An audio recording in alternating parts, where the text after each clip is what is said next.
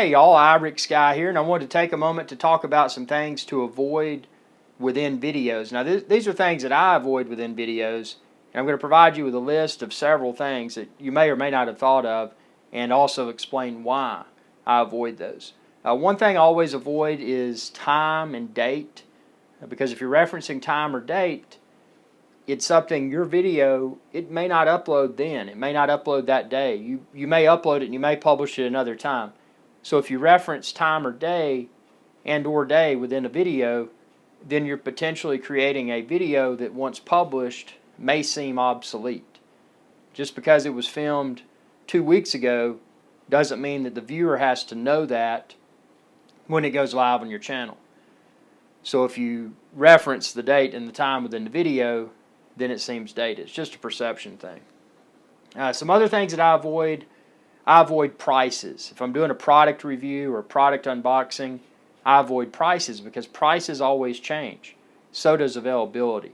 What I do in those scenarios, I say, hey, check the link within this video's description if you want to find out more, and that enables the viewer to go to a website and find that information.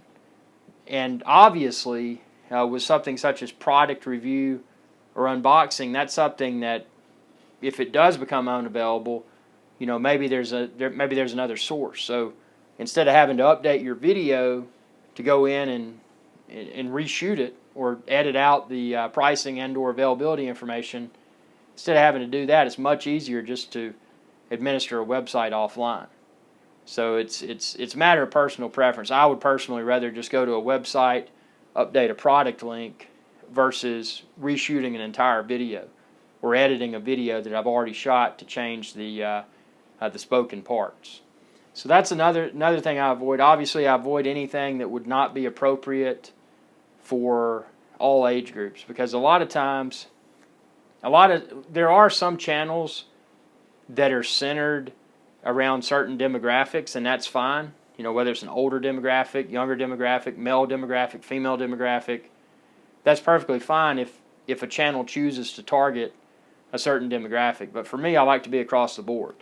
So for that reason, I stay away from political topics. I stay away from anything that could potentially alienate some or a small percentage or a large percentage of my viewership. So take that into consideration. Also, what you're saying, because if you're using profanity within your videos, what you may not know is that when you upload a video, that it's creating a written transcript of the spoken words. So if you're cursing a lot, then those curse words are going to be within the transcript, which could hurt you as a channel. And maybe it wouldn't. Maybe you've got a strictly mature demographic, and that's something that's perfectly acceptable. But in my case, I keep content clean across the board. Some other tips. Let's see. So for example, instead of saying within a video, maybe there's some related videos, instead of saying check out video, title, name, or check out this, that, or the other, I would say check out my other videos, check the link within this video's description, you can find a link to those videos. Again, that's a way that you can manage content offline. You don't have to say a specific video title. And why I'm saying this is that, say for example, when you're filming the video where you're trying to encourage a viewer to also check out another video, and you give them the title. Maybe there's 2 videos, 3 videos. You give them all 3 titles. Well, what happens when you no longer just have 3 videos? Maybe you've got 8. Maybe you've got 2 dozen. Then in your original video, you were only driving people to those 3 videos. So see, that's the value of saying, hey, check the link within this video's description. If you like this video, you can find more videos on this that cover the same topic. And that's just a way to keep it to where you don't have to reshoot and or edit existing video. You can do it offline. You can manage your links offline. Just makes it a lot more clean from an administrative perspective, in my opinion, and it doesn't fail to put your other videos in the spotlight. And ultimately, that's what it's all about. It's about growth. And if your mission is to grow both from a video view perspective and a subscriber perspective, it's advantageous for the content creator to not just look at now, but look at tomorrow. Because, as I've mentioned with these examples, things can change.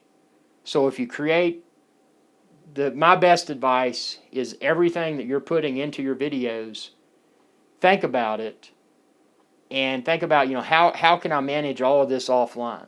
Not offline, but how can I manage it outside of the video? So think about that when you're creating videos, and the verbiage that you use within your videos.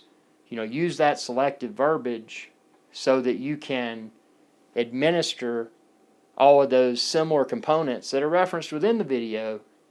You can reference those components, say you might like this, you might like that, but you do it in a way to where you're driving people to a link that you can administer outside of the video itself.